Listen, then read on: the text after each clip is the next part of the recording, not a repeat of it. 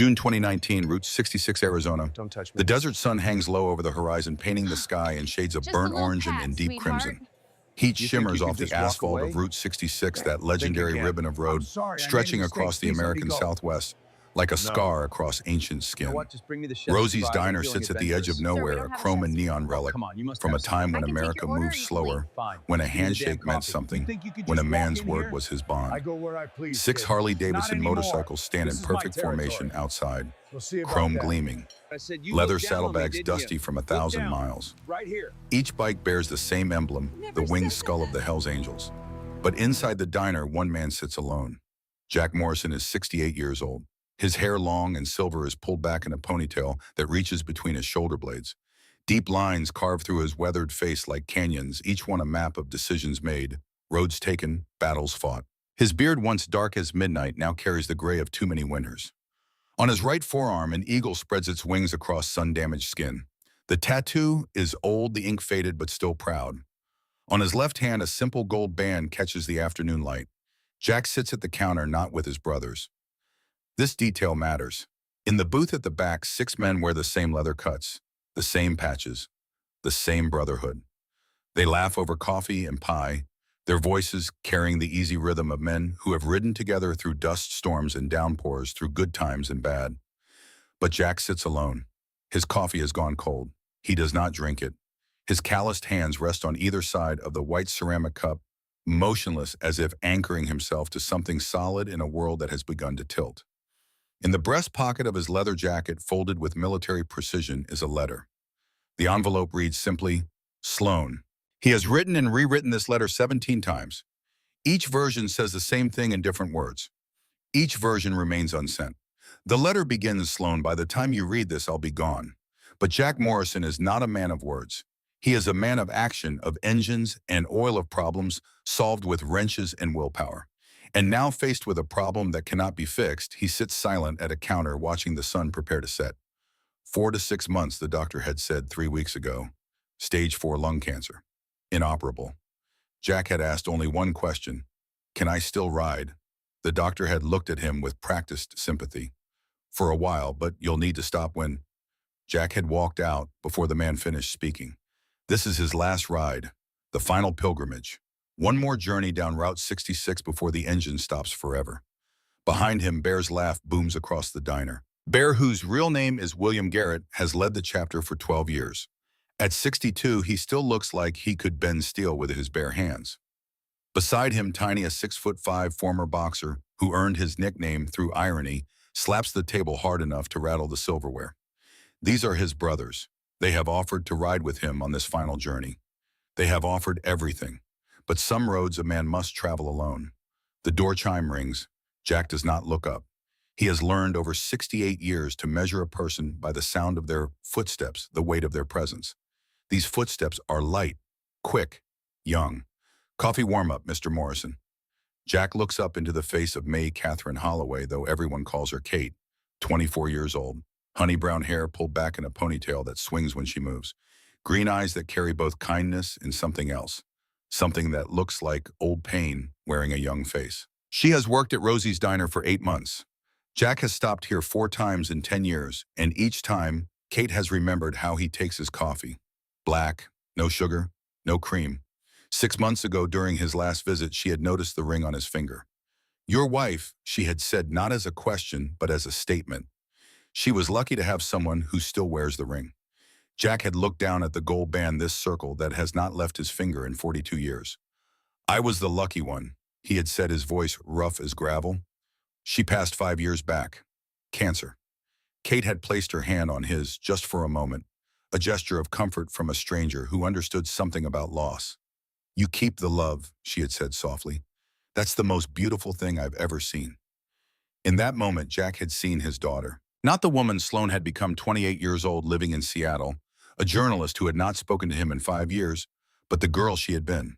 The same age as Kate, the same fierce independence wrapped around a core of compassion. Now Kate refills his coffee with practiced ease. The hot liquid steams in the cup, dark as motor oil. You okay, Mr. Morrison? You've been sitting here a while. Jack manages something that might be a smile. Just thinking. Well, don't think too hard. Thinking's how people talk themselves out of doing what they know they need to do. Jack nods slowly.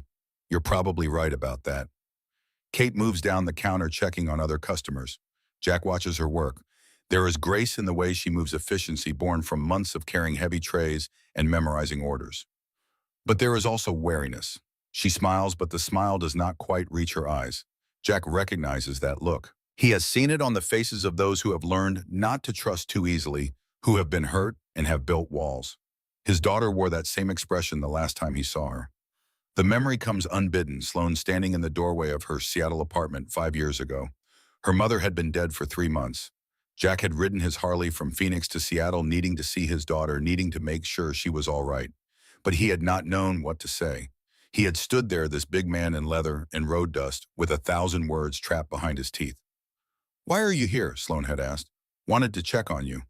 Well, I'm fine. You can go now. The door had closed.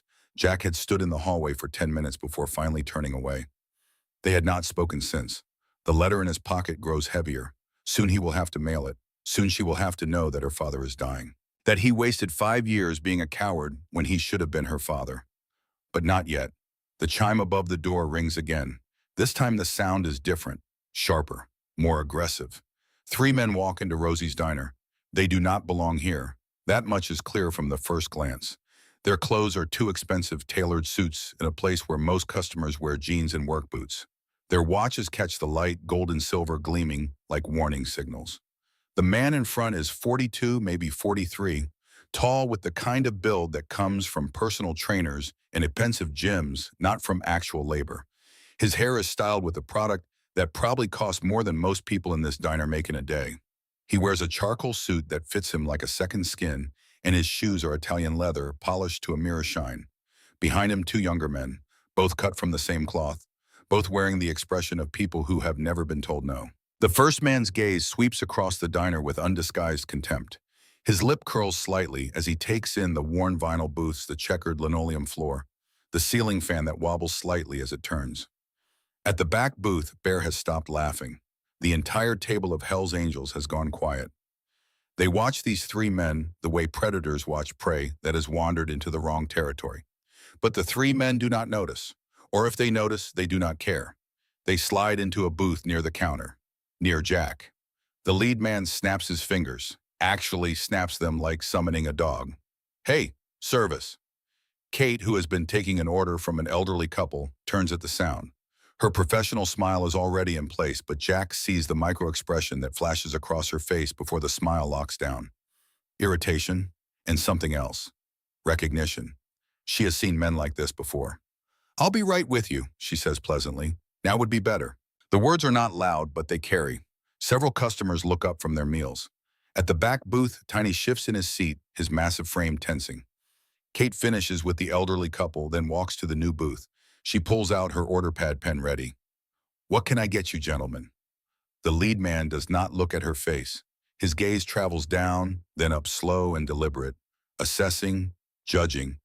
Coffee, and tell me, sweetheart, is anything in this place actually edible, or should we just leave if now?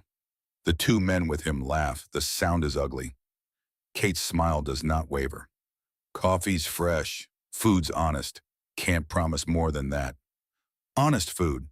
The man leans back, spreading his arms across the back of the booth like he owns it. That's a low bar, but I suppose in a place like this, low bars are all you've got. Jack's hands tighten on his coffee cup. The ceramic creaks under the pressure. I'll give you a minute to look at the menu, Kate says, her voice still professional, still controlled. She turns to go. Wait, the word is not a request. Kate stops, turns back. Yes. The man looks her up and down again, slower this time. His smile is the kind of smile that makes women check over their shoulders when walking to their cars at night. How long have you been working here? 8 months. 8 months waiting tables. He pauses. How old are you? Kate's jaw tightens just slightly. Is there something specific you'd like to order? Just curious. You look young, early 20s. What are you putting yourself through, college or something? Or something. The man leans forward. His cologne reaches across the space between them, expensive and cloying. Let me give you some advice, sweetheart. A girl who looks like you're wasting yourself in a place like this. I run a company in Phoenix, Rutherford Development Group. Maybe you've heard of it. Kate shakes her head. Well, you should have. We're one of the biggest real estate firms in Arizona, and we're always looking for talented people. The pause before talented is deliberate. Someone like you with the right attitude could do very well. Very well indeed. The money would certainly be better than what you're making here. I appreciate the offer, but I'm fine where I am. Are you... He glances around the diner again, making sure his disdain is visible. Really, because from where I'm sitting, you're pouring coffee for truck drivers and farmers. That's not much of a future. At the counter, Jack slowly sets down his cup. The sound is soft but final. The man does not notice. Think about it, he continues. I'm serious about the offer. A girl with your assets could go far in the right environment. The word assets hangs in the air like smoke. Kate's face has gone pale, then flushed. Her hands, Jack notices, are trembling slightly as she holds the order pad. I'll get your coffee, she says, and this time there is something brittle in her voice. She walks away quickly, heading for the kitchen. The three men laugh again. The lead man says something to his companions, too quiet for Jack to hear, but the tone is clear. They are enjoying this. Jack looks down at his hands. They are shaking. Not from weakness, from rage. He has spent 68 years learning to control his anger, to channel it into productive action rather than destructive violence. He has learned that true strength is knowing when not to strike. But some lessons become harder to remember when you watch someone being degraded by a man who thinks money makes him untouchable. Behind Jack, chair legs scrape against linoleum. Bear has stood up. The other 5 Hells Angels are rising too, a slow wave of leather and muscle. Jack raises one hand, not turning around. A small gesture. Wait. Bear sees it. He nods once barely perceptible, and the others settle back into their seats. But they do not relax. They are coiled springs waiting for the signal. Kate returns with 3 cups of coffee. Her hands are steadier now, her professional mask back in place. She sets the cups down without a word, then pulls out her order pad. Ready to order? The lead man picks up his cup, examines it as if checking for flaws, then takes a sip. He makes a face. This coffee is terrible. When was it made this morning? 20 minutes ago. Tastes like yesterday. He sets the cup down with unnecessary force. Coffee sloshes over the rim, spreading across the white formica. Bring me a fresh pot, and this time make sure it's actually hot. Kate nods. She reaches for the cup. As she does, the man shifts in his seat.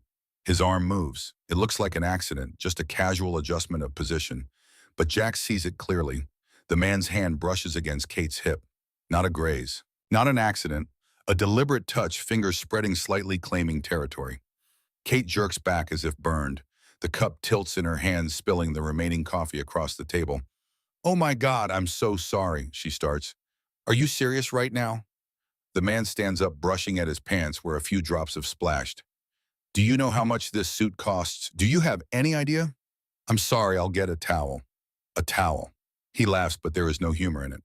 A towel's going to fix Italian wool. This suit costs more than you make in a month, sweetheart. Sir, I apologize. You'll what pay for the dry cleaning with what your tip money. He steps closer to her, using his height to intimidate. You know what your problem is? You're clumsy, careless, probably why you're still pouring coffee instead of doing something with your life. Kate's face has gone white. Her lips are pressed together in a thin line. Jack can see her fighting tears, fighting the urge to run, fighting to maintain some shred of dignity in front of this man who is systematically stripping it away. I said I was sorry. Sorry doesn't cut it, sweetheart. He reaches into his pocket and pulls out a money clip. $100 bills thick as a deck of cards. He peels off 5 of them and tosses them on the wet table. Here, $500. That should cover the dry cleaning and maybe get you something nice to wear, something that shows off those curves. The words land like a slap.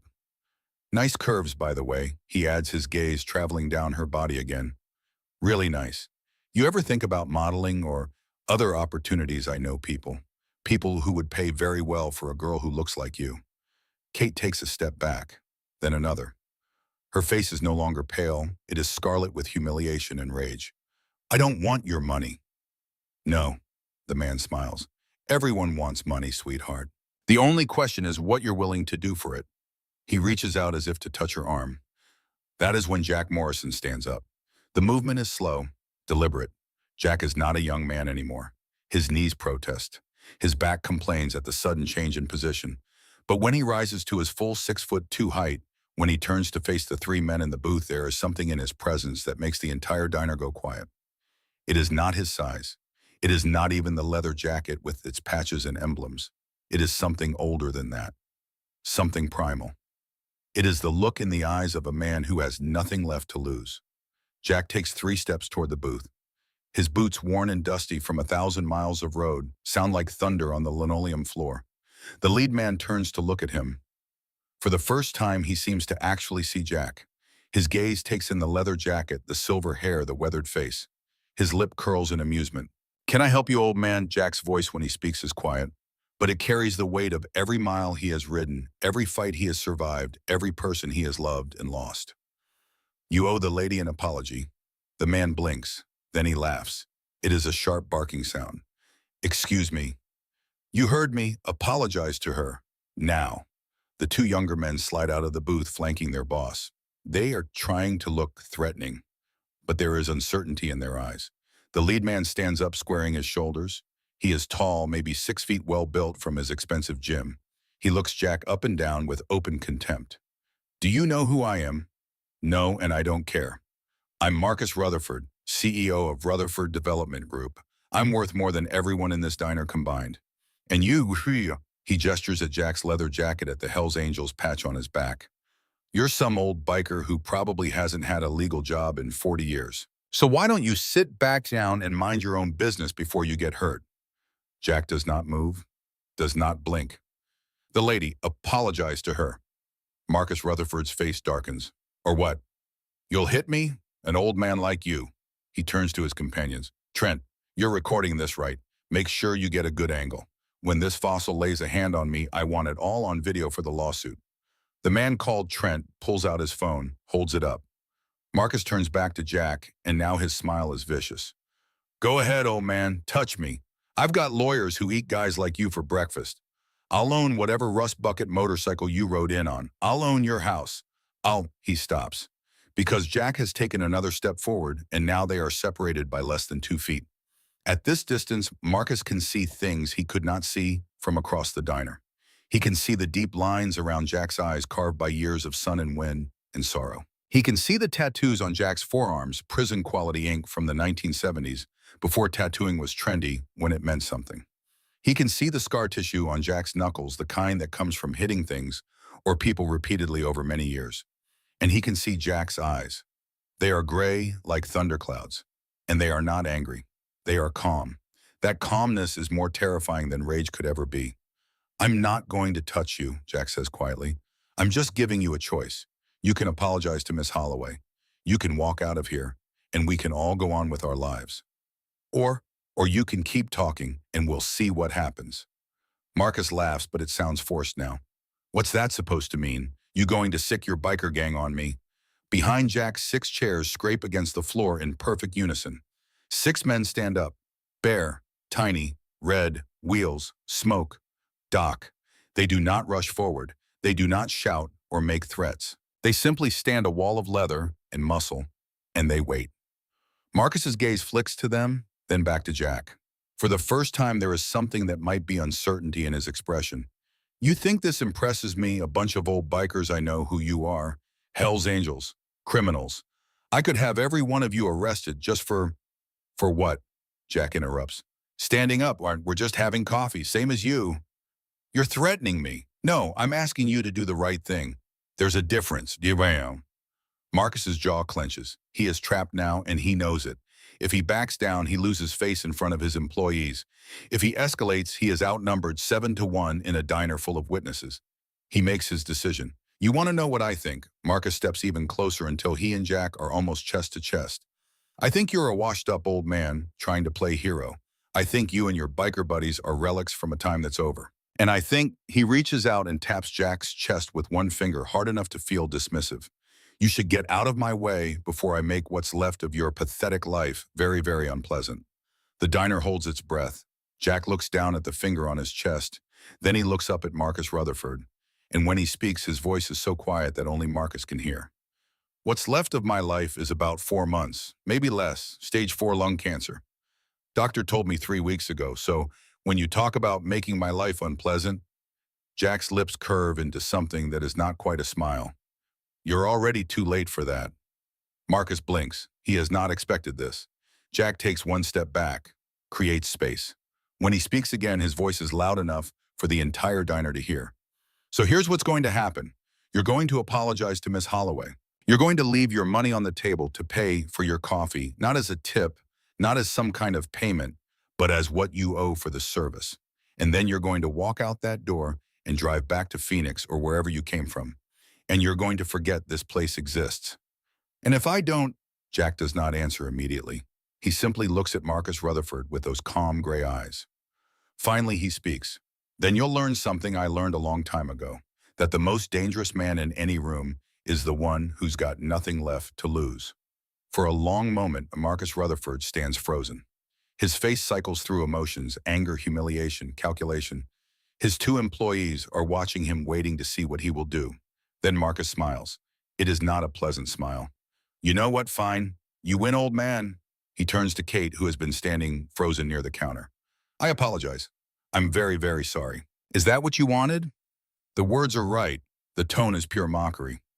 Marcus reaches into his pocket and pulls out his money clip again. He tosses it on the table, not the 500 from before, but the entire clip. There must be $3,000 there. There, that should cover the coffee and any emotional distress I caused. He looks back at Jack. We good now? Jack says nothing. Marcus nods slowly. Yeah, I thought so. He gestures to his companions. Let's go. This place smells like grease and failure anyway. The three men walk toward the door, but Marcus pauses when he reaches Kate. He leans in close, his voice low enough that only she and the people nearby can hear. I know your name now, May Catherine Holloway, and I know where you work.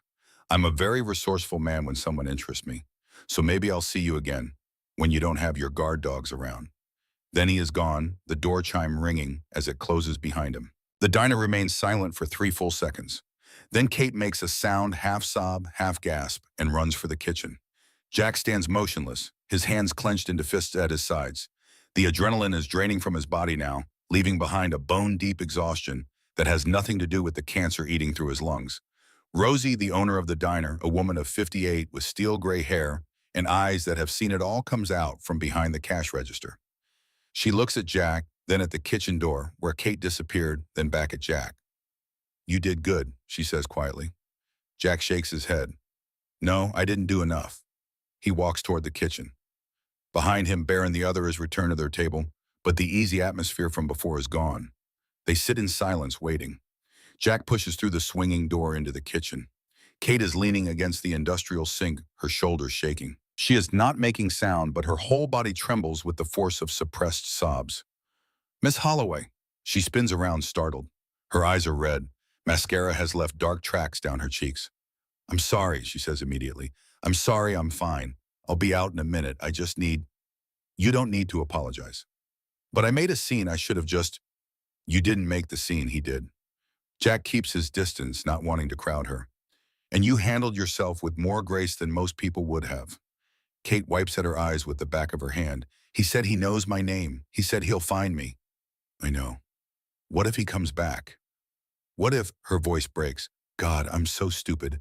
I should have just taken the money and shut up. I should have... Stop. The word is gentle but firm. Jack takes one step closer. Listen to me. You did nothing wrong. Nothing. That man is a bully, and bullies operate on fear. He wants you scared. Don't give him that. But what if he were... He won't. Jack's voice carries absolute certainty. Because you're not going to face him alone. Kate looks up at him, confusion in her eyes. What do you mean? Jack reaches into his pocket and pulls out a business card. It is old, the edge is worn. He writes a phone number on the back. This is my number. If he contacts you, if he comes back, if he calls, if he so much as sends you a message, you call me immediately. Understand? But why would you, because, Jack pauses. He thinks about telling her about his daughter, about what happened 5 years ago. But that is his burden to carry, not hers. Instead, he tells her a simpler truth. Because I'm running out of time to do the right thing. And I'm tired of watching bad people hurt good people and walk away unpunished. He holds out the card. Kate takes it with trembling fingers. I don't even know what to say. Don't say anything. Just stay safe. She nods, then suddenly steps forward and hugs him. It is quick, impulsive, the embrace of someone who desperately needs to believe that good people still exist in the world. Jack stands rigid for a moment, then carefully pats her shoulder. You're going to be all right. She steps back, wiping her eyes again. Thank you, really. Thank you. Jack nods once and turns to leave, but Kate's voice stops him. Mr. Morrison, can I ask you something? Of course. Why did you really help me? You don't even know me. Jack is quiet for a moment. When he speaks, his voice is distant, as if he is talking to someone else, someone far away. Because some things are worth standing up for, even when you're running out of time to stand. He pushes through the kitchen door and back into the diner. Bear is waiting for him. The big man's face is grim. Wheels just looked up our friend Marcus Rutherford. And he's exactly what he said, CEO of a major development company. But there's more. Bear pulls out his phone, shows Jack a news article. He's currently under investigation, real estate fraud. Apparently, he's been buying up land from farmers and ranchers, promising to develop senior living communities, then flipping the properties to casinos and resorts for 10 times what he paid. Jack's jaw tightens. How many families? At least 11 that we know of. Bear pauses, including Wheel's mother. The words land like a punch. Wheel's real name, Thomas Callahan, is 59 years old. He has been riding with the club for 23 years. His mother, Margaret, is 76. She owned 180 acres of farmland outside Prescott. Jack looks over at Wheels, who is sitting very still, staring at nothing. When 3 months ago, Bear says, Wheels didn't want to say anything, didn't want charity, but his mom lost the farm that's been in their family for 3 generations. She got $180,000 for the land. Rutherford turned around and sold it to a casino development company for $3.2 million. Son of a bitch. Yeah, Bear's massive hands curl into fists. So the question is, what are we going to do about it? Jack is quiet for a long moment. Through the window, he can see the sun touching the horizon, bleeding red across the desert sky. In his pocket, the letter to his daughter seems to pulse like a second heartbeat. 4 to 6 months. 3 weeks already gone. What do you do when you have one last chance to stand for something? Jack looks at Bear. We're going to make this right. How? I don't know yet, but we're going to need help. He pulls out his phone, a basic flip model that he barely knows how to use. He scrolls through the contacts until he finds the name he is looking for. Vivian Bradford, attorney at law, retired prosecutor, old friend. His thumb hovers over the call button. Then he keeps scrolling to a name he has not called in 5 years. Sloan Iman. His daughter, his only child, the person who stopped speaking to him after he failed to show up for her mother's memorial service because he was too drunk to stand, too broken to face the world, too ashamed to admit he could not hold himself together. Jack stares at the name for a long time. Then he presses the button. The phone rings once, twice, 3 times. On the 4th ring, it goes to voicemail. This is Sloan Morrison with the Seattle Times. Leave a message. The beep sounds like a gunshot. Jack opens his mouth, closes it. How do you compress 5 years of silence into 30 seconds? Sloan, it's your father. His voice sounds strange to his own ears, uncertain. I need to talk to you. It's important. Please call me back. He hangs up before he can say more, before he can say the things that need to be said but cannot be said on a voicemail. Bear is watching him. You think she'll call back? No. Then why call? Jack looks out at the desert, at the road stretching away into darkness. Because I have to try them. They sit in silence for a moment. Then Jack's phone rings. He looks down at the screen. Unknown number. He answers. Morrison. Dad. The word hits him like a freight train. It has been 5 years since he heard his daughter's voice. 5 years since she called him Dad. Sloan. I saw a missed call. Is something wrong? Her voice is professional, distant, the voice of a journalist conducting an interview, not a daughter speaking to her father. I need your help with something. With what? There's a man, Marcus Rutherford, CEO of a development company out of Phoenix. Rutherford Development Group, I know who he is. Jack blinks. You do? Guau. I've been investigating him for 3 months. Real estate fraud. He's been targeting elderly landowners across Arizona, Nevada, and New Mexico, buying property under false pretenses, then flipping it for massive profits. I'm working on a piece right now. For the first time in weeks, Jack feels something like hope. Then I need to tell you what I just saw him do. And I need to tell you about 11 families who might be willing to talk to you, including one who's family to me. There is a pause on the other end of the line. Where are you? Rosie's Diner, Route 66, about 40 miles outside Flagstaff. I can be there tomorrow afternoon. Sloan? I'm coming for the story, Dad, not for you. The line goes dead. Jack lowers the phone slowly. His hands are shaking, but this time it is not from anger. Bear claps him on the shoulder. She's coming. Yeah, that's good, right? Jack thinks about the coldness in his daughter's voice, the professional distance, the years of damage that cannot be undone by a single phone call. I don't know, he says honestly, but it's a start. Outside, the sun has set completely. The desert is dark, lit only by the neon sign of Rosie's Diner and the distant stars. Jack Morrison is 68 years old. He has stage 4 lung cancer. He has roughly 4 months left to live. But for the first time in 5 years, he has a purpose. For the first time in 5 years, he is going to fight for something that matters. And for the first time in 5 years, he is going to see his daughter. The road ahead is dark. The ending is certain. But the ride is not over yet, not even close. The afternoon sun blazes through the windows of Rosie's Diner, casting long shadows across the checkered floor. Jack Morrison sits in the same seat he occupied yesterday, coffee growing cold in front of him, eyes fixed on the parking lot.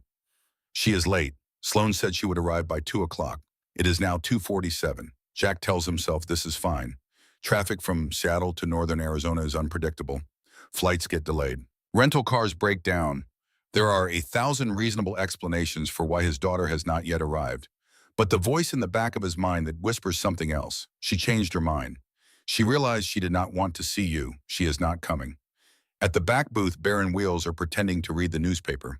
Tiny is working on his third piece of apple pie. The others left this morning to ride up to Prescott to start the process of talking to the families Marcus Rutherford had defrauded. But Bear insisted on staying. You shouldn't be alone when you see her, he had said. Jack had not argued. Kate refills his coffee for the 4th time. She has been quieter today, more withdrawn. Every time the door opens, she flinches slightly, as if expecting Marcus Rutherford to walk back in. You doing okay? Jack asked her. She forces a smile. Fine, just tired. Did he contact you? No, nothing. But her hand shakes slightly as she pours. I'm probably being paranoid. Paranoid keeps you safe. Kate nods, sets down the coffee pot. Your daughter, she's really coming. She said she was. That's good. Family's important. Jack does not respond.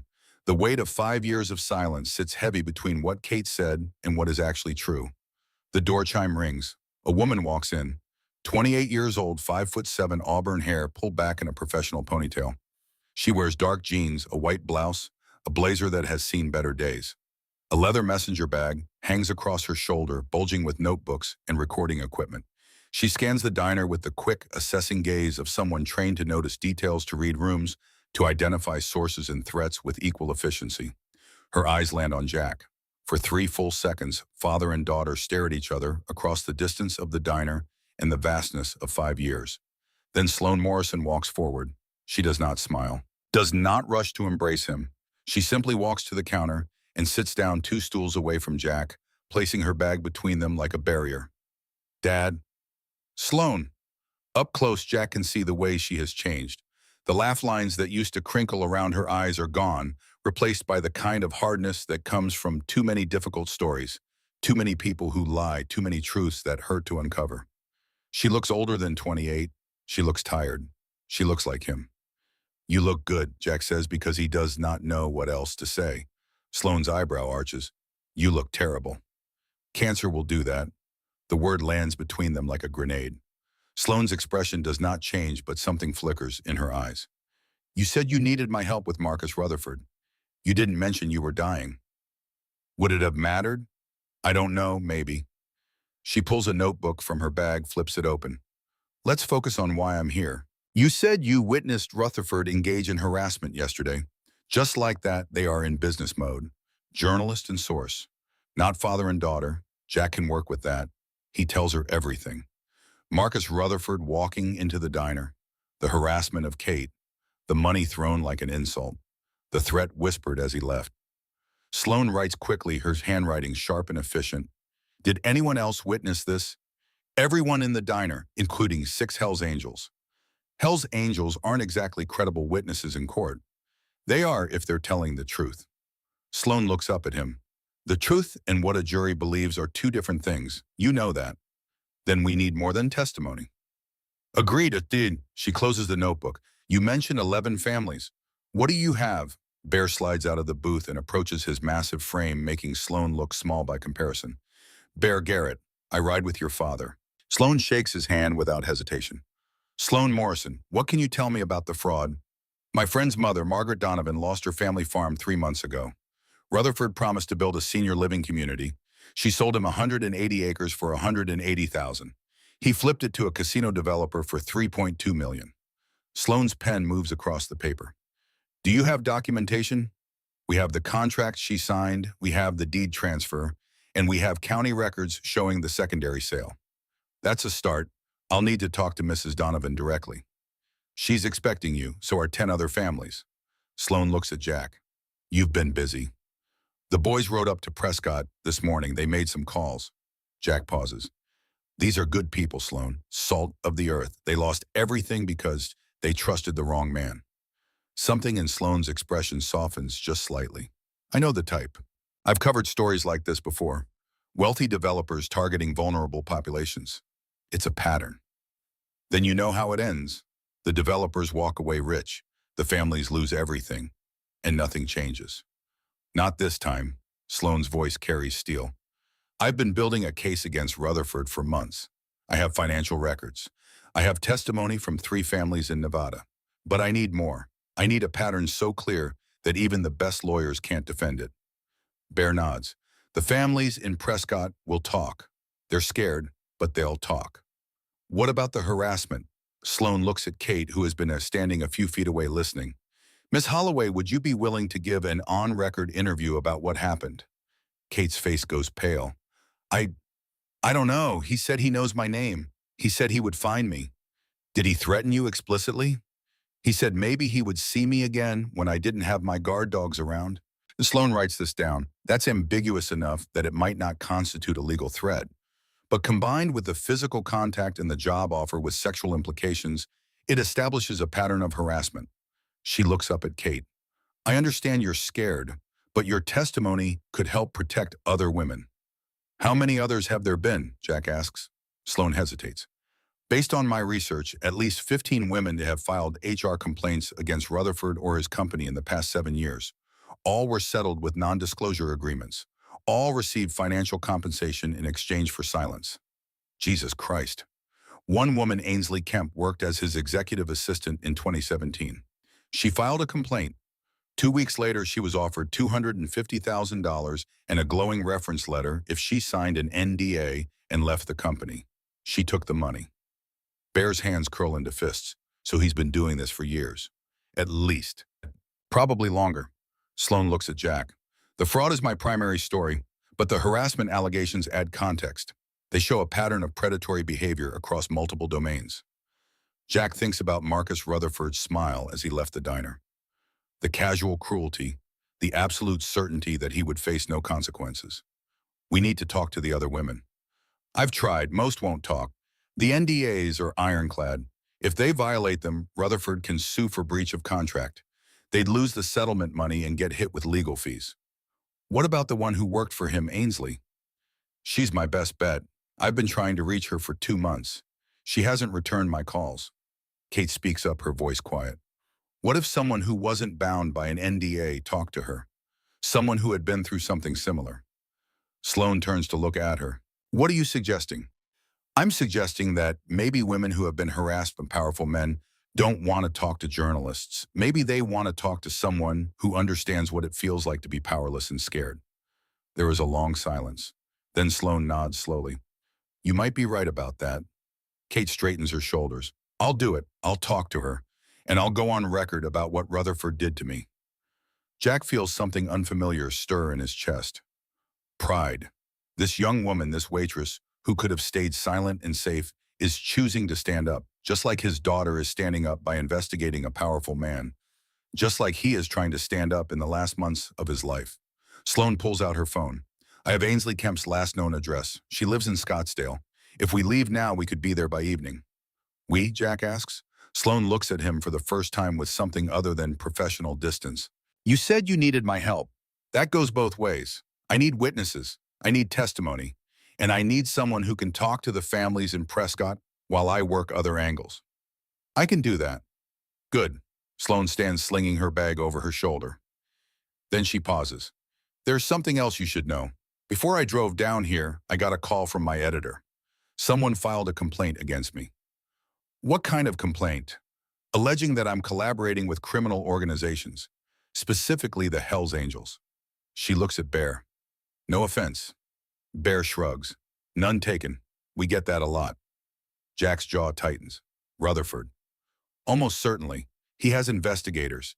If he knows I've been looking into him, and if someone told him you and I are related, he could have put it together. Sloane's voice is matter of fact, but Jack can hear the tension underneath. My editor told me to back off the story until the complaint is resolved. And you told him? I told him I'd take some time off, which is technically true. I'm on leave for the next week. A ghost of a smile crosses her face. What I do with my personal time is my business. Jack almost smiles. That is his daughter. Stubborn, unwilling to back down from a fight. Just like her mother. The thought of his wife sends a familiar ache through his chest. Eleanor Morrison had been the strongest person he had ever known. She had fought cancer for 3 years with a grace and courage that had humbled him. And when she died, Jack had fallen apart. He had failed Eleanor by not being strong enough to handle her death. He had failed Sloane by disappearing into his grief and his anger. But maybe, just maybe, he could make something right before the end. Let's go talk to Ainsley Kemp, Jack says. Sloane nods. I'll drive. You look like you're about to fall over. I'm fine. You're dying. There's a difference. She says it without cruelty, just stating a fact. Come on, we're losing daylight. Jack stands his knees, protesting. Bear grips his shoulder. You need backup. Not yet, but keep the phone on. Bear nods. We'll be in Prescott. Call if you need us. Jack follows Sloane out to the parking lot. She drives a rented Honda Civic, practical and anonymous. His Harley sits next to it, chrome glinting in the afternoon sun. When did you start riding again? Sloane asks as she unlocks the car. I never stopped. Mom always worried about you on that thing. I know. They get in the car. Sloane starts the engine, pulls out onto Route 66. For several miles, neither of them speaks. Finally, Jack breaks the silence. I'm sorry I missed the memorial. Sloane's hands tighten on the steering wheel. We're not doing this. Sloane, I said we're not doing this. You want to help me nail Marcus Rutherford? Fine. We'll work together. But we're not having some deathbed reconciliation conversation. I have 4 to 6 months, if not now, when, maybe never. The words burst out of her with sudden violence. Maybe some things are too broken to fix, Dad. Did you ever think about that? Jack is quiet for a moment. Every day. Sloane blinks rapidly. She is crying, Jack realizes. Crying while driving 70 miles an hour down a desert highway. I needed you, she says, her voice breaking. When Mom died, I needed you so badly. And you just disappeared. You drank. You rode off on that fucking motorcycle for weeks at a time. And when I finally came to Phoenix to check on you, you could barely look at me. I know. Do you actually know what it was like? I lost my mother. And then I lost my father too, because he couldn't deal with his grief like a goddamn adult. The words are harsh. They are also true. Jack has spent 5 years in knowing this truth, living with it being crushed by the weight of it. You're right, he says quietly. I failed you. I failed your mother. I was a coward. Don't you dare get noble on me now. Don't you dare act like admitting it makes it okay. I'm not. I'm just telling you the truth. I was weak. I am weak, and I don't have time to become strong. But maybe I have time to do one thing right. Sloane wipes at her eyes with the back of her hand. This isn't about redemption, Dad. You don't get to ride in on your Harley and save the day and make everything okay. I know. Then what is this about? Jack looks out at the desert rushing past. It's about making sure that someone as broken as me can still protect someone who needs it. It's about making sure that men like Marcus Rutherford don't get away with destroying people's lives. And it's about spending whatever time I have left doing something that matters. Sloane is silent for a long time. When she speaks again, her voice is softer. Mom would have liked that. Yeah, she would have. They drive in silence for another hour. The landscape shifts from desert to the outskirts of Phoenix, then to the manicured lawns and luxury developments of Scottsdale. Ainsley Kemp lives in a modest apartment complex tucked between 2 shopping centers. Her unit is on the 2nd floor, accessible by an outdoor staircase. Sloane parks in the visitor lot. Let me do the talking. You're here as a witness, nothing more. Understood. They climb the stairs. Sloan knocks on the door of apartment 2C. No answer. She knocks again. Miss Kemp, my name is Sloan Morrison. I'm a journalist with the Seattle Times. I'd like to talk to you about Marcus Rutherford. There is a long pause. Then a voice from inside, cautious and afraid. I have nothing to say. I understand you signed an NDA. I'm not asking you to violate it. I just want to talk. Go away.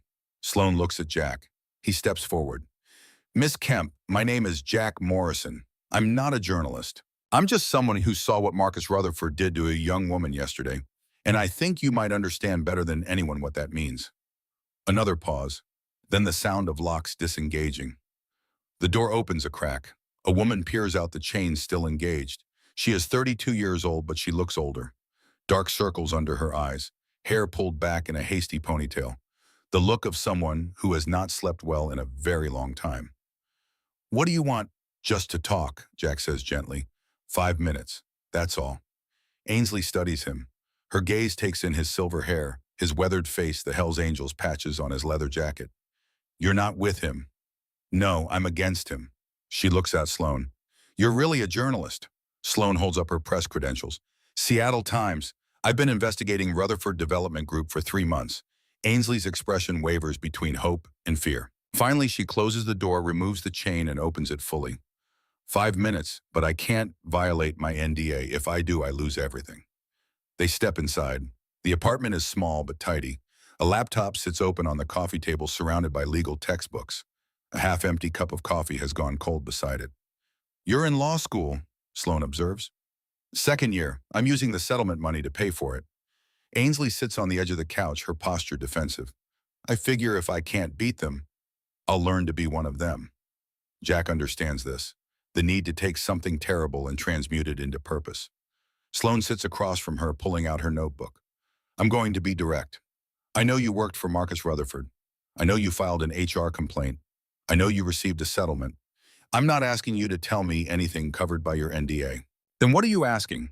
I'm asking if you would be willing to talk to someone who recently experienced similar treatment, someone who's trying to decide whether to come forward. Ainsley looks at Jack. The young woman you mentioned, her name is Kate. She's 24. She works as a waitress.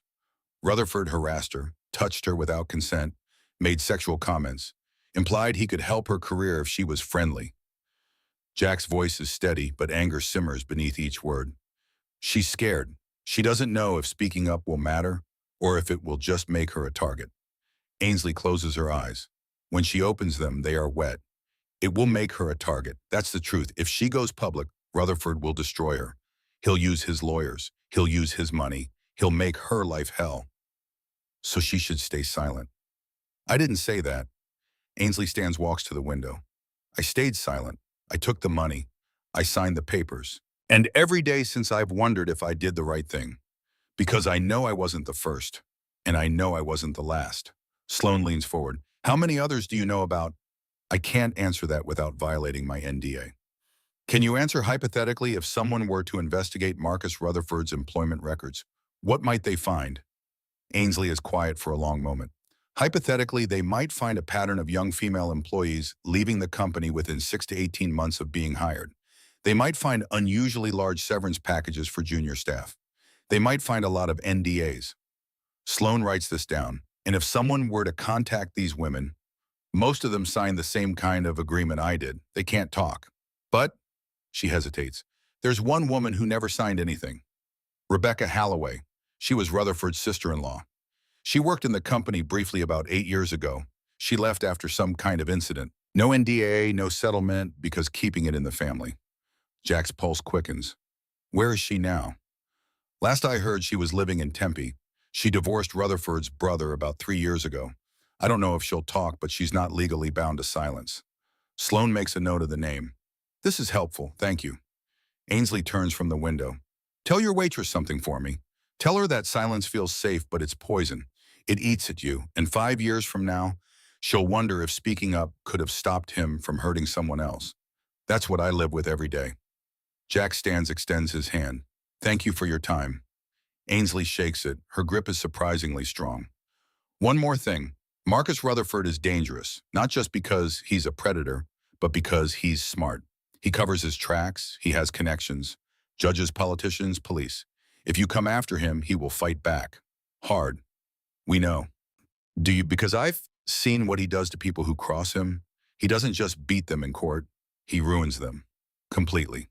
She looks at Sloan. Are you prepared for that? Sloan meets her gaze without flinching. Yes. They leave the apartment and return to the car. As Sloan drives back toward Route 66, Jack can see her mind working, processing, planning. Rebecca Holloway, she says, that's our next step. You think she'll talk?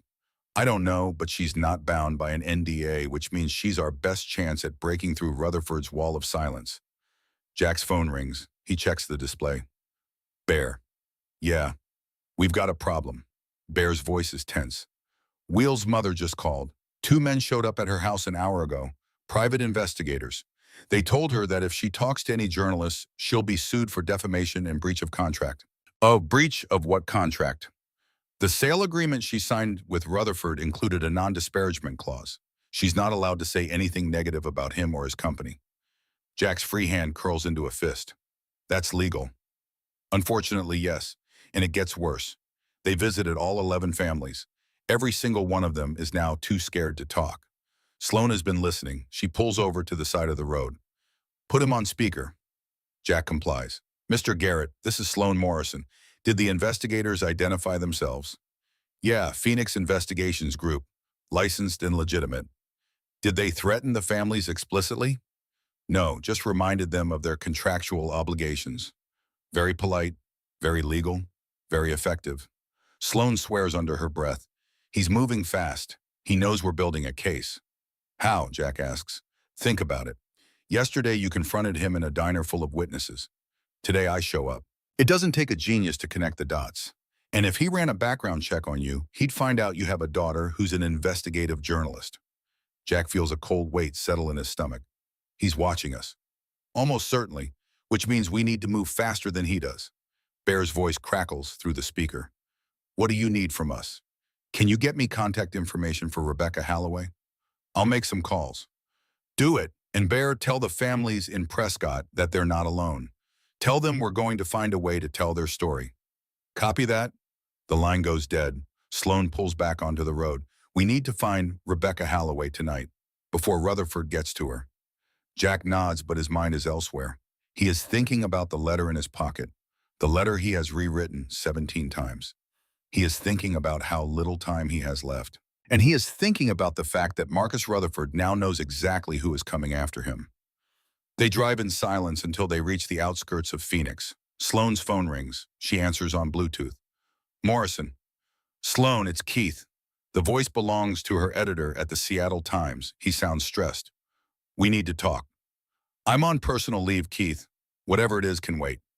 It can't. I just got served with a cease and desist letter from Rutherford Development Group. They're threatening to sue the paper for harassment and defamation if we continue investigating them. Sloan's knuckles whiten on the steering wheel. On what grounds? They claim you've been making unsubstantiated allegations, contacting their employees without permission, and collaborating with known criminal organizations. That's bullshit, and you know it. Maybe, but their lawyers are very convincing and very expensive. The publisher is spooked. She wants me to kill the story. Keith, I'm close. I just need a few more days. You don't have a few more days. You have until Monday to submit what you have, or the story is dead. Sloan closes her eyes briefly. That's 3 days. I know, I'm sorry, but that's the reality. What if I can get testimony from multiple victims? What if I can document a clear pattern of fraud and harassment? Then you might have a story that's lawsuit proof, but you need solid sources, on the record, with documentation, and anything less and we're open to a defamation suit that could bankrupt the paper. Understood. Sloan, be careful. These people play for keeps. The call ends. Sloan hits the steering wheel with her palm. Damn it. Jack says nothing. What can he say? He knows what it is like to have time running out, to feel the walls closing in. We need Rebecca Holloway, Sloan says. She's our only chance now. Jack's phone buzzes. A text from Bear.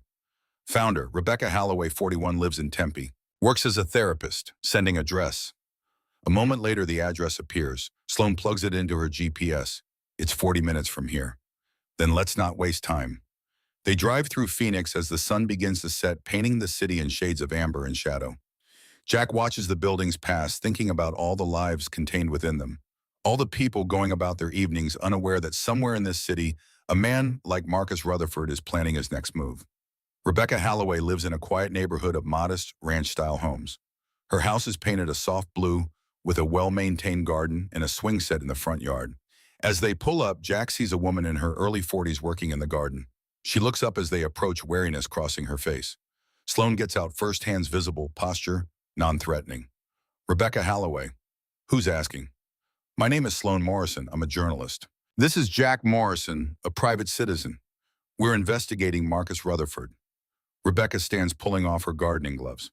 I have nothing to say about Marcus. We're not asking you to say anything about Marcus specifically. We're asking you to help protect other women from experiencing what you experienced. Rebecca's expression hardens. You don't know what I experienced. No, but I know you worked for Rutherford Development Group 8 years ago. I know you left abruptly. And I know you divorced your husband 3 years later. All of which is my private business. Jack steps forward. Miss Holloway, I understand your reluctance. I do. But I need to tell you something. Yesterday, a 24-year-old woman named Kate was harassed by Marcus Rutherford. He touched her without consent. He made sexual comments. And when he left, he threatened to find her again. Something shifts in Rebecca's face. She's deciding whether to come forward, Jack continues. But she's scared. Scared that it won't matter. Scared that she'll be the only one. And I'm here to tell her she's not alone. But I need help proving that. Rebecca is quiet for a long time. Then she speaks, her voice barely above a whisper. Come inside. They follow her into a house that is warm and lived in. Children's drawings cover the refrigerator. A photo on the mantel shows Rebecca with a boy and a girl, both around 10 years old. Rebecca sits on the couch, gestures for them to sit as well. I don't know what I can tell you that will help. Tell us what happened, Sloan says gently. Rebecca takes a deep breath. I was 29. I had just gotten my master's in business administration. My husband, Devin, worked for his brother, Marcus. He got me a job in the company, executive assistant to the CFO. She pauses, gathering herself. Marcus was always inappropriate, comments about my appearance, standing too close. But I thought it was just him being socially awkward. Devin said that was just how Marcus was, that I shouldn't take it personally. Jack knows where this is going. He has heard versions of this story too many times. One night there was a company event, a fundraiser. Everyone was drinking. Marcus cornered me in a hallway. He told me I was wasting my potential being married to his brother. He said I deserved better. He tried to kiss me. Rebecca's hands clench in her lap. I pushed him away. I told him to stop. He laughed. He said I was being dramatic, that I should be flattered. And then he said something I'll never forget. He said, everything in this company belongs to me, including you. Sloan is writing rapidly. What happened next? I reported it to HR. They told me they would investigate. 2 days later, I was called into a meeting. Marcus was there. His lawyers were there. They said I had misunderstood, that Marcus had been trying to pay me a compliment and I had overreacted. They offered me a severance package if I would leave quietly. Did you take it? No, I went to my husband. I told him what happened, and her voice breaks. He didn't believe me. He said I must have misread the situation. He said Marcus would never do something like that. Jack feels a familiar rage building in his chest. I quit the next day. No severance, no reference. Just walked out. My marriage never recovered. Devin always blamed me for creating drama, for making things difficult. We divorced 3 years ago. Did you ever file a police report? Sloan asks. No, Marcus didn't assault me. He just made me feel powerless and small. I didn't think anyone would care, and I was right. Nobody did. We care, Jack says, and we need your help to make sure he can't do this to anyone else. Rebecca wipes at her eyes. What do you want from me? We want you to tell your story on the record, with your name attached. I have 2 children. If Marcus comes after me, he will, Sloan says honestly. He'll try to discredit you. He'll probably sue. But you're not bound by an NDA. You have legal protection for telling the truth. And you won't be alone. We're building a case with multiple witnesses. Rebecca stands, walks to the window. 8 years I've kept this to myself. 8 years of wondering if I should have fought harder, if I should have made more noise. You can make noise now, Jack says. She turns to look at him. Why do you care so much? What's your stake in this? Jack thinks about how to answer. He could tell her about his daughter, about the guilt he carries, about his need for redemption before he dies. Instead, he tells her the simple truth. Because I'm tired of watching bad men win. Rebecca holds his gaze for a long moment. Then she nods. Okay, I'll talk. I'll go on record. But I want something in return. What? Sloane asks. I want you to promise me that you'll protect that waitress. That you won't let Marcus Rutherford destroy her the way he tried to destroy me. Jack extends his hand. You have my word. Rebecca shakes it. Then let's burn his world down. The moon hangs low over Paradise Valley, Arizona, casting silver light across manicured lawns and sprawling estates.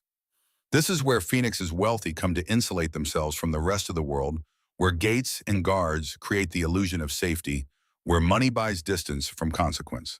The Rutherford estate sits at the end of a private drive, a monument to excess. Spanish colonial architecture, terracotta roof tiles, a circular driveway that could accommodate 20 cars. Security cameras on every corner. Tonight, the house blazes with light. Through the windows, Jack can see people in evening wear, champagne glasses, catching the glow of chandeliers. A garden party for investors and politicians, Bear had discovered. Marcus Rutherford's way of celebrating another successful quarter. Jack sits on his Harley at the bottom of the hill, engine idling, watching the house. Behind him, 5 more motorcycles rumble in the darkness. Bear. Tiny. Red. Wheels. Smoke. Doc. The Brotherhood. In the 3 days since Rebecca Holloway agreed to talk, everything has accelerated. Sloane worked 18-hour days conducting interviews, verifying facts, building an airtight case. She found 4 more women willing to speak about Marcus Rutherford's harassment, though only Rebecca would go on record. She documented the fraud against 11 families in exquisite detail. She compiled financial records showing a pattern of predatory land acquisition spanning 7 years in 3 states. And this morning, the FBI executed a search warrant on Rutherford Development Group's headquarters. Marcus Rutherford knows he is being investigated. He knows the walls are closing in. And according to Vivian Bradford, the attorney Jack's old friend brought onto the case, Marcus has spent the last 72 hours liquidating assets, transferring money to offshore accounts, preparing to flee. Tonight might be their last chance to confront him before he disappears into the maze of international law and expensive lawyers. Jack's phone buzzes, a text from Sloane.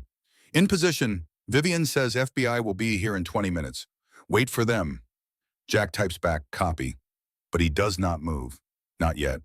Another text arrives, this one from Kate. I'm scared. What if this doesn't work?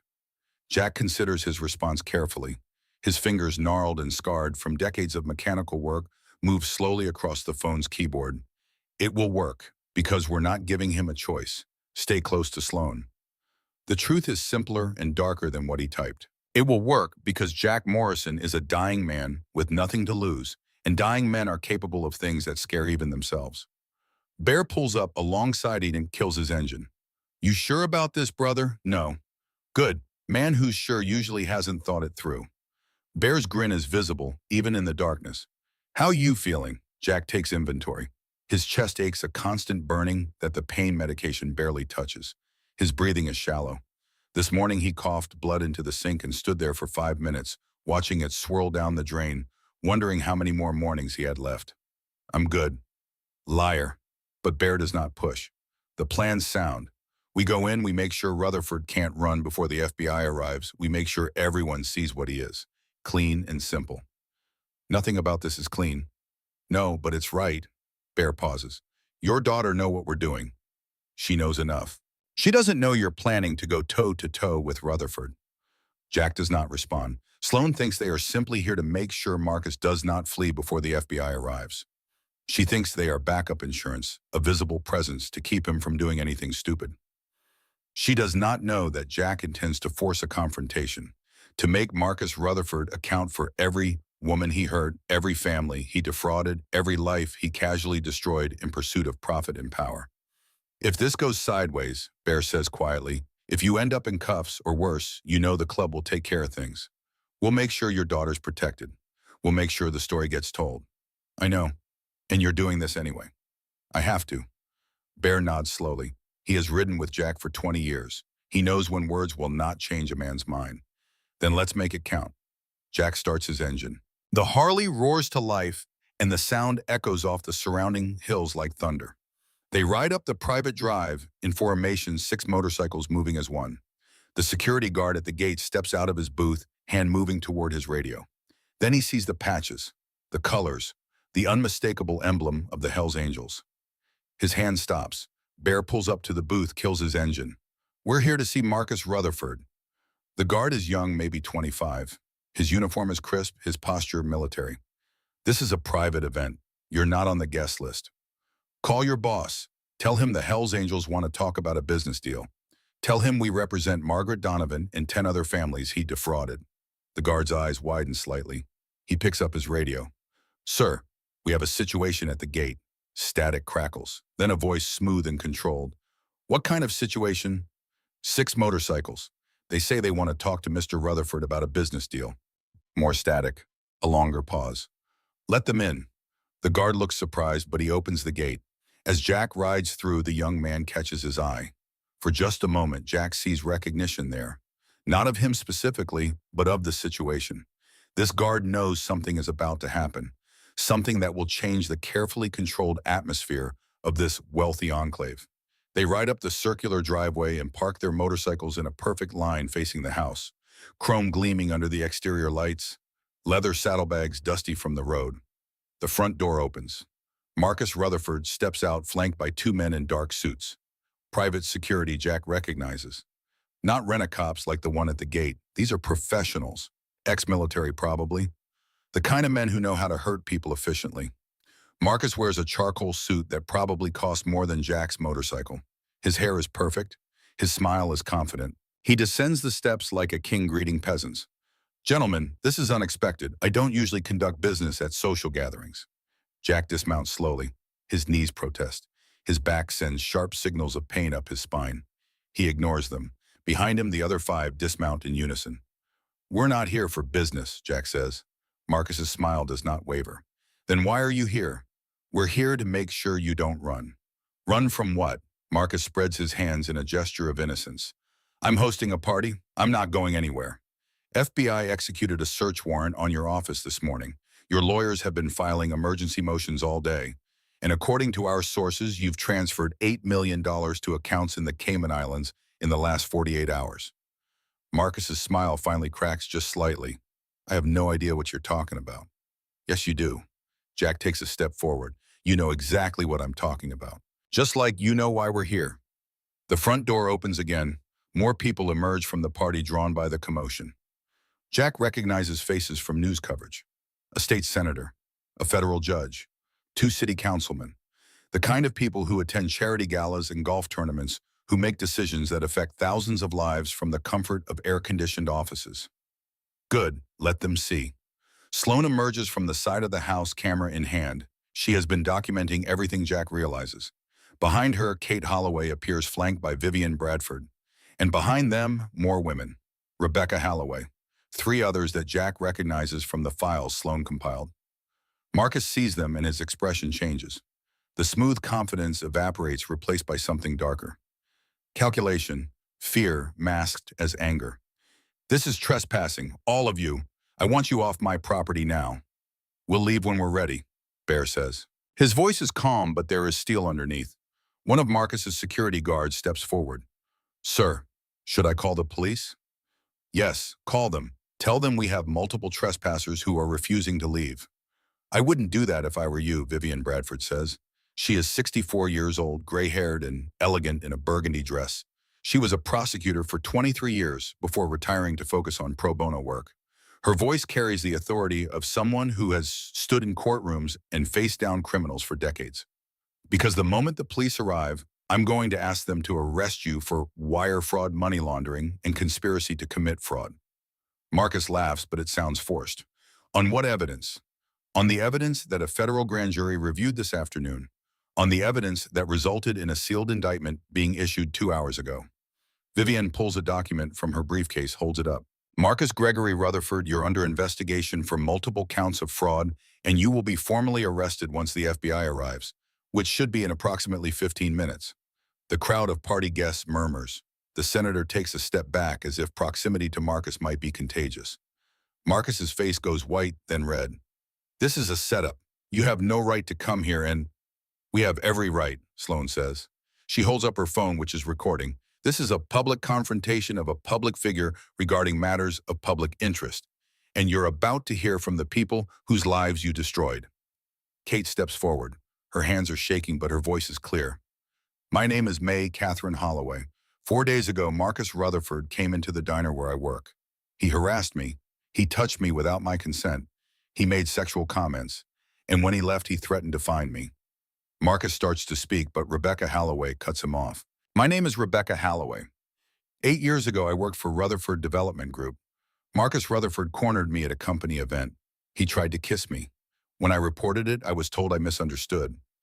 I was pressured to leave the company, and when I went to my husband, your brother, he didn't believe me. You destroyed my marriage and my career. Another woman steps forward. My name is Ainsley Kemp. I worked as Marcus Rutherford's executive assistant. He harassed me for months. When I finally reported it, I was offered $250,000 to sign an NDA and disappear. I took the money because I was scared. But I'm not scared anymore. One by one, the women speak. Each testimony is a nail in the coffin of Marcus Rutherford's carefully constructed image. The party guests are silent now. Some are recording on their phones. The senator has disappeared back into the house. Jack watches Marcus's face as the women speak. He sees the mask cracking, sees the rage and humiliation building beneath the surface.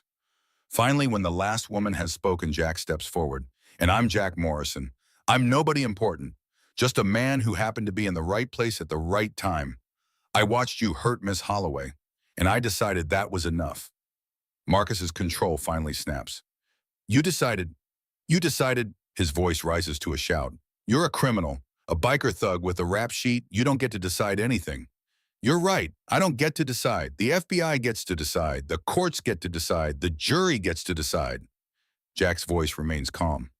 But I get to stand here and make sure you don't run before they have their chance.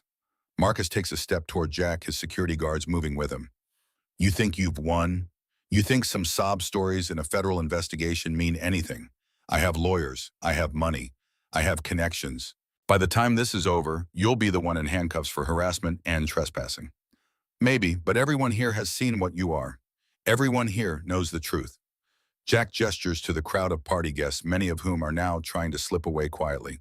Your investors know, your political friends know, and by tomorrow morning, everyone in Arizona will know. Because I'm going to make sure of it, Sloan adds. She holds up her recorder. This entire confrontation is on record. My story publishes in the Seattle Times tomorrow morning. Front page. Every detail, every victim, every fraudulent land deal. Marcus lunges toward her, but Bear steps between them. The big man does not touch Marcus, simply stands there immovable. Don't, Bear says quietly. Marcus is breathing hard now, his face flushed with rage. You're all going to regret this. Every single one of you. I will destroy you. I will sue you into oblivion. You'll what? Jack interrupts. Threaten us. Like you threatened Miss Holloway. Like you threatened Margaret Donovan and 10 other families into silence. At the mention of his mother's name, Wheels steps forward. Margaret Donovan is my mother. She's 76 years old. She trusted you. You promised to build a senior living community. Instead, you stole her land and sold it for profit. I didn't steal anything. She signed a contract. A contract that included a non-disparagement clause so she couldn't tell anyone what you did. A contract she signed because she believed you were an honest man. Wheels' voice is shaking with barely contained rage. She worked that land for 50 years. My grandfather built that farm with his own hands, and you took it from her with lies. Business is business. If she didn't read the contract carefully, that's not my problem. The words are a mistake. Jack sees it immediately. The crowd of party guests, which had been merely uncomfortable, now radiates disgust. Whatever sympathy Marcus might have commanded as a successful businessman has evaporated. A woman in the crowd, elderly and elegant, speaks up. Margaret Donovan and I were at Arizona State together. She's one of the finest people I've ever known. If you took advantage of her, Mr. Rutherford, you should be ashamed. Marcus spins toward her. Who the hell are... He stops. Jack sees recognition flash across his face. This woman is someone important. Someone whose opinion matters. I'm Eleanor Whitmore, the woman says coldly. My husband is the senior senator from Arizona, and I'm calling him right now to tell him that any political support he's provided to you or your company is withdrawn effective immediately. She pulls out her phone and walks away. Other guests are leaving now, a steady stream of people who suddenly want nothing to do with Marcus Rutherford. Marcus stands alone in the driveway of his mansion, watching his carefully constructed world collapse around him. Then he makes one final desperate move. He reaches into his jacket. The security guards tense. Bear and Tiny shift their weight, ready to move. But Marcus does not pull out a weapon. He pulls out his phone and holds it up, filming. "This is Marcus Rutherford," he says into the camera, his voice shaking with rage and desperation. "I'm being harassed and threatened by a criminal motorcycle gang and a group of people making false accusations. I'm documenting this for my lawyers and for the police. These people have trespassed on my property. They have made slanderous statements, and I will pursue legal action against every single—" The sound of sirens cuts him off. Not one siren, multiple, growing louder. A moment later, 3 black SUVs with federal plates pull into the driveway, followed by 2 Phoenix PD cruisers. The FBI has arrived. Agents pour out of the SUVs, weapons holstered but hands ready. The lead agent is a woman in her 40s, her FBI jacket crisp and official. "Marcus Gregory Rutherford." Marcus lowers his phone. "Yes, I'm Special Agent Catherine Morrison, FBI. You're under arrest for wire fraud, conspiracy to commit fraud, money laundering, and obstruction of justice." She nods to 2 agents who move forward with handcuffs. "You have the right to remain silent. Anything you say can and will be used against you in a court of law." Jack watches as Marcus Rutherford's CEO predator thief is handcuffed in front of his mansion, in front of the remaining party guests, in front of cameras and phones recording every moment. Marcus's eyes find Jack as the agents lead him toward the SUV. There is pure hatred in that gaze. "This isn't over," Marcus hisses. "I'll make bail. I'll beat this. And when I do, I'm coming for you. For all of you." Jack steps closer, close enough that only Marcus and the agents immediately nearby can hear. "No, you won't, because I'm dying, Marcus. Stage 4 cancer. I've got maybe 3 months left. And I'm gonna spend every single day of those 3 months making sure the world knows exactly what you are. I'm going to testify. I'm going to give interviews. I'm going to haunt you all the way to prison." Marcus's face goes pale. "You picked the wrong man to threaten," Jack continues. "You picked the wrong woman to harass. And you picked the wrong families to defraud. Because now you've got a dying man with nothing to lose, making sure justice gets done." The agents put Marcus in the SUV. The door slams. The vehicle pulls away. And just like that, it is over. The remaining party guests disperse quickly. The Phoenix PD officers take statements from Jack, Sloan, and the others. Vivian coordinates with the FBI. Jack stands in the driveway, feeling the adrenaline drain from his body, leaving behind bone-deep exhaustion. Sloan approaches, her face unreadable. "You knew the FBI was coming." "Yes." "You could have just waited. You didn't need to confront him." "Yes, I did." "Why?" Jack looks at his daughter. In the harsh light from the mansion, he can see how much she looks like her mother. Eleanor Morrison had been a force of nature, passionate and principled, and utterly unwilling to back down from a fight. Sloan has inherited all of that. "Because he needed to see the people he hurt," Jack says. "He needed to know that he didn't get away with it, and those women needed to see him in handcuffs. They needed closure." Sloan is quiet for a moment. "Vivian says you committed at least 3 misdemeanors tonight. Trespassing, possible harassment, maybe intimidation." "I know. Rutherford's lawyers are going to argue that everything you did tonight constitutes witness tampering and obstruction. Probably you could go to jail." "I won't live long enough for trial." The words hang in the air between them. Sloane's eyes fill with tears. "Don't say that. It's the truth, and we both know it." She looks away, blinking rapidly. "This was stupid, reckless. You could have gotten hurt. I could have died doing something that mattered. There are worse ways to go." Sloan wipes at her eyes angrily. "I hate that you're right. I hate that you did something incredibly stupid and it worked. And I hate that I'm proud of you for it." Jack feels something crack open in his chest. "You're proud of me. Don't let it go to your head." But she is smiling now through the tears. Mom would have been furious, and then she would have been proud too. They stand together in silence, watching the last of the FBI vehicles pull away. Kate approaches, followed by the other women. "Mr. Morrison, I just wanted to say thank you for everything. You did the hard part. You spoke up. Because you showed me I could." Kate glances at Marcus's mansion, now dark and empty. "Is it really over?" "The hard part's just beginning," Vivian says, joining the group. Rutherford will make bail. He'll hire the best lawyers money can buy. This will be a long fight. But we'll win, Kate asks. Yes. Vivian's voice carries absolute certainty. The evidence is overwhelming. The testimony is compelling. And thanks to Sloane's reporting, public opinion is entirely against him. He's done. Rebecca Holloway speaks up. What happens to us now, the women who testified? You get to reclaim your narratives, Sloane says. My story publishes tomorrow. It will include all your statements. The country will hear what you went through, and hopefully it will make the next Marcus Rutherford think twice. One by one, the women drift away. Some to cars, some to taxis called by the FBI. They came as victims. They leave as survivors. Bear and the others approach Jack. Hell of a night, brother. Hell of a night. We're heading back to Prescott. Wheels wants to tell his mother what happened. You coming? Jack looks at Sloane. I think I'm staying in Phoenix for a while. Bear grins. Good man. He clasps Jack's shoulder, then lowers his voice. How you feeling? Really? Tired, but good. You need anything you call, day or night. I know. The Hells Angels mount their motorcycles and ride off into the night, engines rumbling like distant thunder. Sloane and Jack are alone in the driveway.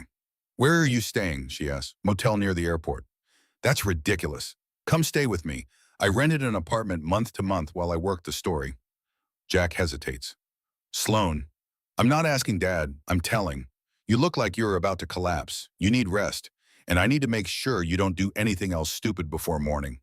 He follows her to her rental car. As she drives through Phoenix toward her apartment, Jack watches the city lights blur past. Can I ask you something? Sloane says. Of course. When did you find out about the cancer? 5 weeks ago. And you didn't think to call me? I tried to write a letter 17 times. I could never get the words right. Sloane's hands tighten on the steering wheel. What were you trying to say? Jack pulls the letter from his pocket. It is worn now, the edges soft from being folded and unfolded so many times. Read it. Sloane pulls over in a grocery store parking lot. She unfolds the letter carefully as if it might dissolve in her hands. Jack watches her face as she reads. He has memorized every word, but seeing her reaction gives them new weight. The letter says, I am dying. The letter says, I am sorry. The letter says, I was not the father you deserved, but you were everything a father could have hoped for in a daughter. The letter says, I love you. I have always loved you, and I am proud of the woman you have become, even though I had so little to do with it. The letter says, forgive me if you can, and if you cannot, I understand. When Sloane finishes reading, she is crying.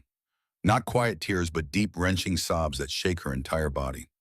Jack reaches out awkwardly, uncertain. She grabs his hand and holds it tight enough to hurt. You're such an idiot, she says through the tears. Such a stubborn, emotionally constipated idiot. I know. All these years I thought you didn't care. I thought losing Mom made you forget about me. Never, not for 1 second. Then why did you leave? Why did you shut me out? Jack takes a deep breath. The truth is ugly, but she deserves it. Because looking at you hurt. You have your mother's eyes, her smile, her strength. And every time I saw you, I was reminded that she was gone, and it was my fault. Your fault, Dad, she had cancer. You didn't cause that. But I wasn't strong enough to help her through it. I fell apart. And when she died, I fell apart even worse. I drank. I rode my motorcycle for days at a time because being in motion meant I didn't have to think. And you needed me. And I couldn't be what you needed. Sloane wipes at her eyes. So you just left. So I just left. And I have regretted it every single day since. They sit in silence in the parking lot, the car engine ticking as it cools. Finally, Sloane speaks. I forgive you. Jack looks at her, startled. I'm still angry. I'm still hurt. And it's going to take time to rebuild what we lost. But I forgive you. She squeezes his hand. Mom wouldn't want us to spend your last months fighting. Your mother was wiser than both of us put together. She really was. Sloane puts the car in drive.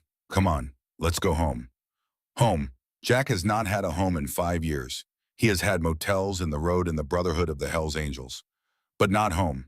Sloane's apartment is small but comfortable. She makes coffee while Jack sits on the couch, exhaustion finally catching up with him. How long do you actually have? She asks, handing him a mug. Doctor said 4 to 6 months. That was 5 weeks ago. So 3 to 5 months. Maybe less, maybe more. It's not an exact science. Sloane sits beside him. What do you want to do with the time you have? Jack considers. I want to see Rutherford convicted.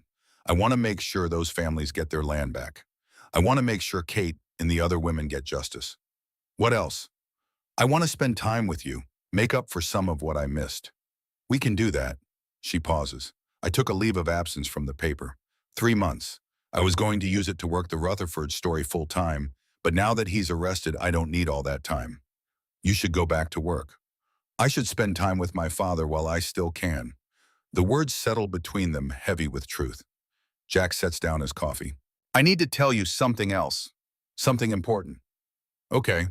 I'm proud of you, not just for the journalist you've become, but for the person you are.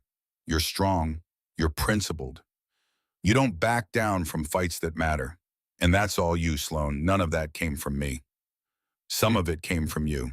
The stubborn part definitely came from you. Jack manages a smile. Fair enough. They sit together as the night deepens, talking about everything and nothing. Sloan tells him about her work, about stories she has covered, about the apartment in Seattle she loves. Jack tells her about the road, about the brotherhood, about the places he has seen and the people he has met. They do not talk about the cancer. They do not talk about the time running out. They just talk. Father and daughter, making up for 5 years of silence, one conversation at a time. Around midnight, Jack starts to fade. The pain medication is wearing off, and the exhaustion is bone deep. You should sleep, Sloan says. Yeah. She shows him to the guest room.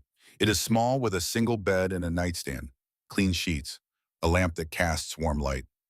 As Jack sits on the bed, Sloan hesitates in the doorway. Dad.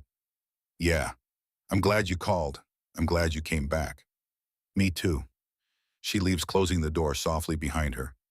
Jack lies down on the bed fully clothed. His body aches. His chest burns with each breath. But for the first time in 5 years, he feels something other than grief and regret. He feels peace. His phone buzzes. A text from Bear. Margaret Donovan says thank you. All 11 families say thank you. You did good, brother. Another text, this one from Kate. I don't know how to thank you. You changed my life. Jack sets the phone aside. He closes his eyes. Tomorrow, Sloan's story will publish. Tomorrow, the legal battles will begin. Tomorrow, Marcus Rutherford will make bail and start fighting back. But tonight, in this small apartment in Phoenix, Jack Morrison is at peace. He has stood up for something that mattered. He has protected people who needed protecting. He has reconciled with his daughter. And if he dies tomorrow, he will die knowing that his last ride meant something. But he does not plan to die tomorrow. He plans to live long enough to see Marcus Rutherford convicted.